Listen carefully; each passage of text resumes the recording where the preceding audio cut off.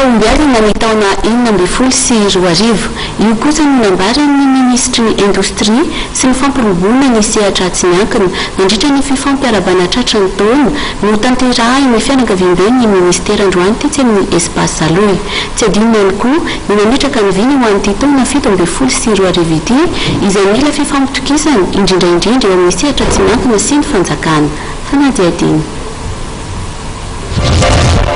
Alefa hodinina ny filakevitry ny ministra sy filakevitry ny gouvernementa tsy ela ny lalàna mahakasika ny fampiroboroboana ny indostria eto Madagasikara.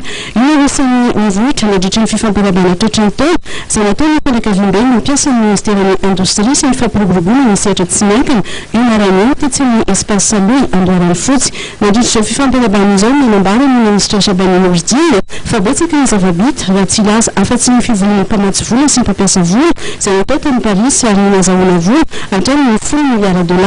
Porofo fa dia efa miverina ny Madagasikara ny fatokisany ny iraisam-pirenena hoy izy. Ankoatr'izay dia betsaka ireo asan'andro ny ministera amin'ity taona ity izay antenaina hitondra fampandrosoana hoy andy ny ministra. Ito amin'ny taona 2024 sy maritsika nizana zany ao misy MDL raso Madagasikara izay efa vita tsara izy amin'ny fotoan'izao ary tenentina ho alefa amin'ny conseil de gouvernement antsoasy dia alefa amin'ny conseil de ministre dia matany amin'ny assemblée nationale no ampidina ireo parlementaire joal zany inciter l'investisseur industriel ampiasa